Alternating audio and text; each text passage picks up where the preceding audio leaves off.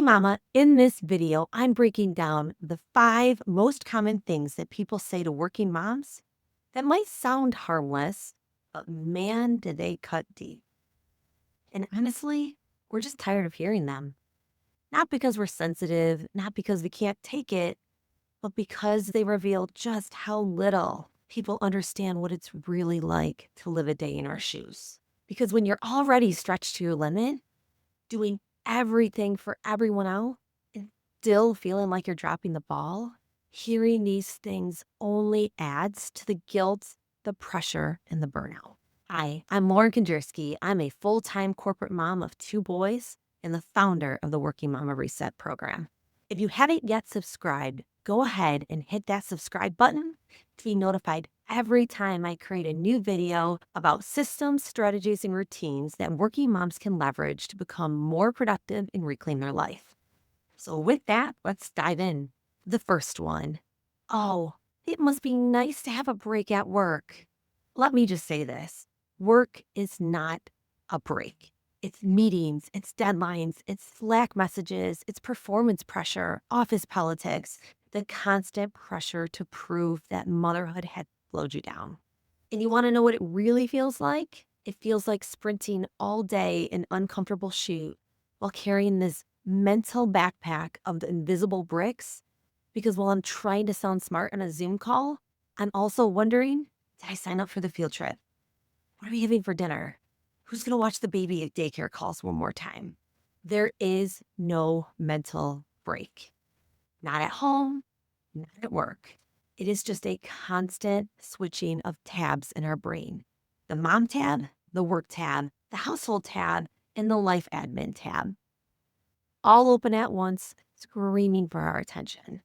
So when people say, oh, it must be nice to get a break at work, what they don't see is the emotional whiplash that we live with every single day. From kisses at drop off to conference calls where we're expected to show up like we didn't just wrestle a toddler into their pants. From professional mode to mom mode with zero time to decompress in between. And we're doing it all with a smile that no one thinks that we haven't lost control or can't handle our work responsibilities. And you know what else they don't see? The guilt. The guilt for leaving a sick kid at home with someone else. The guilt for missing the school play. The guilt for being late to daycare pick up again because of that one last meeting that ran long. So no, work isn't a break. It's a second full-time job with its own stress. Number 2, oh, just let the house be messy. Who cares? The kids are only little ones. But here's the thing. It's a big deal, not because we want Pinterest perfect homes, but because clutter isn't just physical. For a lot of us, clutter equals chaos and anxiety. The piles on the floor, the dishes in the sink, the toys everywhere, it's a constant visual reminder of everything that we haven't gotten to and of how behind that we feel, of how out of control things are. We're not obsessed with perfection. We're craving peace. We want our homes to feel like a place where we can exhale, not another space that's yelling at us with every dust bunny and overflowing laundry basket. And let's be real for a second. The mess doesn't just disappear. It doesn't evaporate when you decide to let it go. It just waits and grows until someone eventually breaks down and does it. And most of the time, that someone is us. And so when people say, oh, just don't worry about it, it sounds nice. But what it really does is dismiss the invisible labor that we do every single day to keep everything running. The wiping, the folding, the sorting, the tidying, the remembering. And behind every messy house is a mom who's doing the math. Do I clean now or do I sleep? Do I catch up on laundry or prep for tomorrow? Do I leave the mess and risk spiraling tomorrow morning or just push through and collapse later? We're not burning out because of a few dishes. We're burning out because it's all on us. And it's not about having a spotless home. It's about having a home that doesn't feel like another full-time job. We don't need to be told to ignore the mess. What we need is the mess to be shared. We need systems. We need support. And we need help from our partners, our families, our communities. Because telling a mom to just let it go when she's drowning isn't helpful. Handing her a life raft Or better yet, picking up a mop? Now that's helpful. Number 3, you should just really enjoy this time while they're young. This one stings because it's always said with good intentions. Man, does it land heavy. Like a soft whisper that somehow makes you feel like you're doing it wrong if you're not soaking up every second with a smile. And let's be clear, we do love our kids deeply, fiercely, and that love is not up for debate. But loving them doesn't make this stage of life any easier. The season is beautiful, but it's brutal.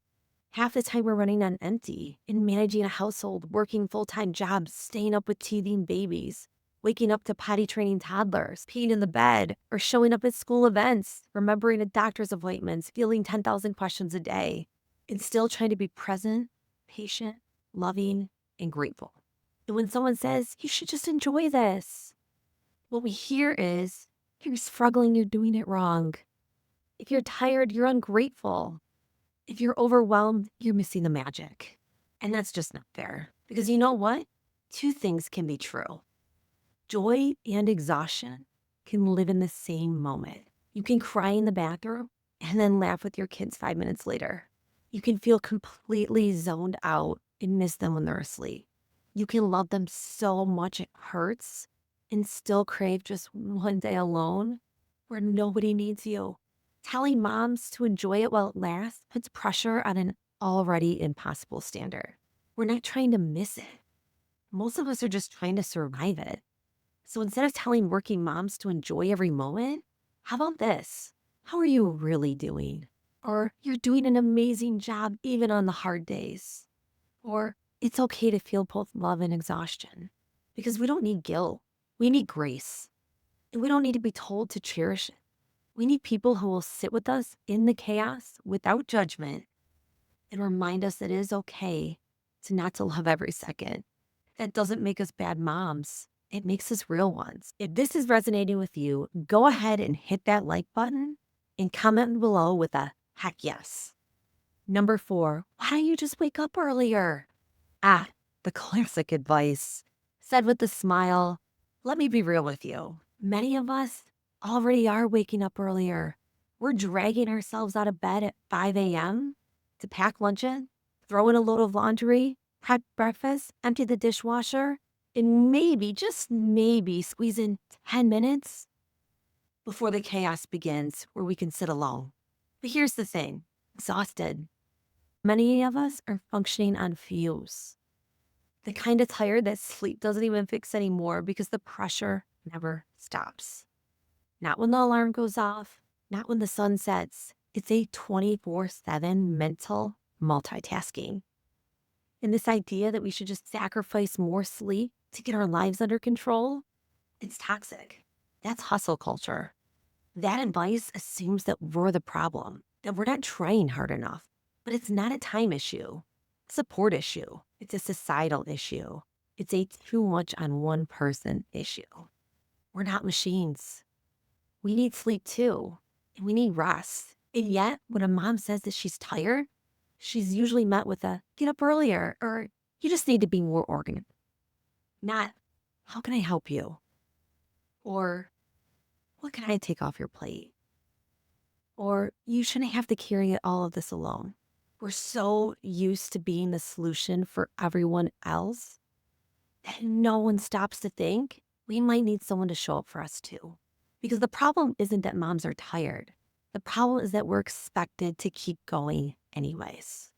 Number 5, I don't know how you do it all. At first, it sounds like a compliment.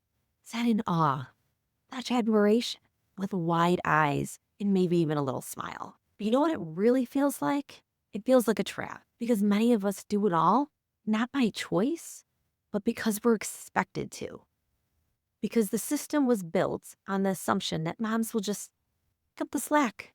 And behind every working mom who's doing it all is usually a woman who's running on 4 hours of sleep, mentally managing 5 people's schedules, smiling in meetings while remembering that she forgot to sign the permission slip, and quietly unraveling inside, but still pushing through because she has no other choice.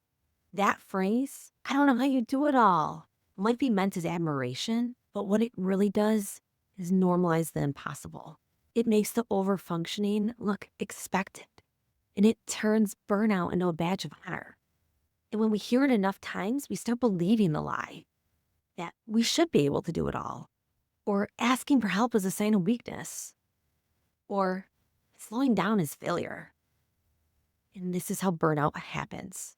Not because we aren't strong, but because we've been strong for too long, with too little support and no room to fall apart.